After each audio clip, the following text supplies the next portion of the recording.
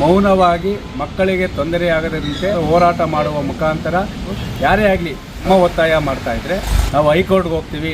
ಹೈಕೋರ್ಟಲ್ಲಿ ನಾವು ಖಾಸಗಿ ಶಾಲೆಗಳಿಗೆ ಪರ್ಮಿಷನ್ ಕೊಡ ಅಂತ ಕೇಳ್ತಾ ಇದ್ದೀರಾ. ಬಾಬಾ ಸಾಹೇಬ್ ಅಂಬೇಡ್ಕರ್ ಅವರ ಫೋಟೋ ಸಮೇತ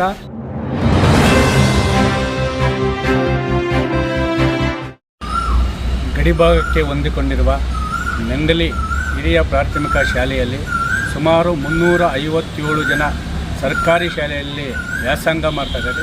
ಎಲ್ಲ ಬಡ ರೈತ ಕೂಲಿ ಕಾರ್ಮಿಕರ ಮಕ್ಕಳೇ ಅಲ್ಲಿ ಇವತ್ತು ವ್ಯಾಸಂಗ ಮಾಡ್ತಾ ಇರೋದ್ರಿಂದ ನಾವು ನಮ್ಮ ರೈತ ಸಂಘದಿಂದ 9 ಮತ್ತು 10ನೇ ತರಗತಿ ಪ್ರೌಢಶಾಲೆಗೆ ಅನುಮತಿ ನೀಡಿ ಅದನ್ನು ಉನ್ನತೀಕರಣ ಮಾಡಿ ಅಭಿವೃದ್ಧಿ ಮಾಡಬೇಕು. ಯಾಕಂದರೆ ಈಗಾಗಲೇ ಶಾಲಾ ಕಟ್ಟಡ ಹೊಸ ಕಟ್ಟಡ ಅಲ್ಲಿ ಕಟ್ಟಡ ಅಭಿವೃದ್ಧಿ ಆಗ್ತಾ ಇದೆ.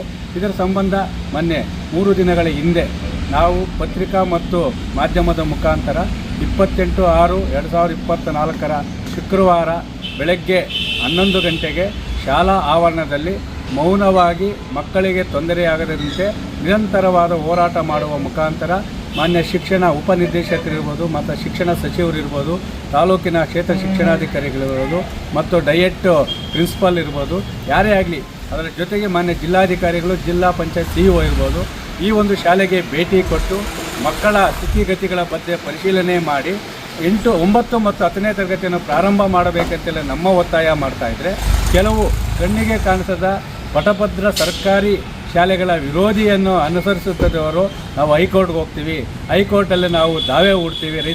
ಎಲ್ಲ ಸ್ವಾಮಿ, ನೀವು ಹೈಕೋರ್ಟಲ್ಲಿ ಯಾರ ಮೇಲೆ ದಾವೆ ಹೂಡ್ತೀರಾ? ಏನು ಖಾಸಗಿ ಶಾಲೆಗಳಿಗೆ ಪರ್ಮಿಷನ್ ಕೊಡ ಅಂತ ಕೇಳ್ತಾ ಇದ್ದೀರಾ? ಇವತ್ತು ಶಿಕ್ಷಣ ಎಂತ ವ್ಯಾಪಾರದ ವಸ್ತು ಆಗ್ಬಿಟ್ಟೈತೆ.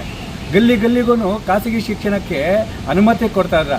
1ರಿಂದ 10 ಪ್ರಿ-ಕೆಜಿಂದ 10ನೇ ತರಗತಿವರೆಗೂ ಮಾತ್ರ ಅವ್ರಿಗೆ ಮಾತ್ರ ಪರ್ಮಿಷನ್ ಕೊಡ್ಬೋದು.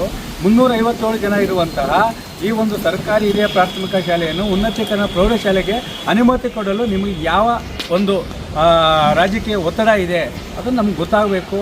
ಈ ಒಂದು ಕಣ್ಣಿಗೆ ಕಾಣದಂತಹ ಸರ್ಕಾರಿ ಶಾಲೆಗಳ ವಿರೋಧಿ ನೀತಿಯನ್ನು ಅನುಸರಿಸೋರು ಅಲ್ಲಿನ ಶಿಕ್ಷಕರ ಮೇಲೆ ಇರ್ಬೋದು, ಇಲ್ಲ ರೈತ ಸಂಘದ ಮೇಲೆ ಇರ್ಬೋದು, ನೀವು ಎಷ್ಟೇ ಒತ್ತಡ ಹಾಕಿದ್ರೂ 28/6/2024 ಶುಕ್ರವಾರದಿಂದ ಶಾಲೆ ಆವರಣದಲ್ಲಿ ಬಾಬಾ ಸಾಹೇಬ್ ಅಂಬೇಡ್ಕರ್ ಅವರ ಫೋಟೋ ಸಮೇತ ನಮಗೆ 8, 9 ಪ್ರೌಢಶಾಲೆಯನ್ನು ಪ್ರಾರಂಭ ಮಾಡಲೇಬೇಕು. ಸರ್ಕಾರಿ ಶಾಲೆ ಉಳಿಯಬೇಕು. ಖಾಸಗಿ ಶಾಲೆಗಳ ದುಬಾರಿ ಶುಲ್ಕಕ್ಕೆ ಕಡಿವಾಣ ಹಾಕಲೇಬೇಕು ಅಂತೆಲ್ಲ ನಮ್ಮ ಒತ್ತಾಯ ಇದೆ. ಅದರ ಜೊತೆಗೆ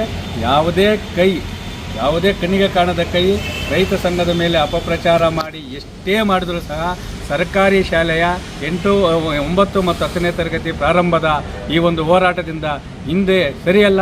ಯಾಕಂದರೆ ನಮಗೆ ಸಂವಿಧಾನ ಕೊಟ್ಟಿರುವ ಬಾಬಾ ಸಾಹೇಬ್ ಅಂಬೇಡ್ಕರ್ ಅವರ ತತ್ವ ಸಿದ್ಧಾಂತದಂತೆ ನಾವು ಸರ್ಕಾರಿ ಶಾಲೆ ಉಳಿಬೇಕು, ಬಡ ಮಕ್ಕಳ ಭವಿಷ್ಯ ಉಳಿಬೇಕು. ಆ ಒಂದು ಪೋಷಕರ ಪರಿಶ್ರಮಕ್ಕೆ ತಕ್ಕಂತೆ ಮಕ್ಕಳ ಒಂದು ವಿದ್ಯಾಭ್ಯಾಸವನ್ನು ನಿರಂತರವಾಗಿ ಮುಂದೆ ಸಾಗಬೇಕಂತೇಳೆಂಬ ಈ ಹೋರಾಟಕ್ಕೆ ನಂಗಲಿಯ ಸುತ್ತಮುತ್ತ ಗ್ರಾಮಸ್ಥರು ಮತ್ತು ಆ ಶಾಲೆಯ ಪೋಷಕರು ನಮಗೆ ಸಹಕರಿಸಬೇಕಂತೇಳಿ ಮನವಿಯನ್ನು ಮಾಡ್ತಾಯಿದ್ದಾರೆ.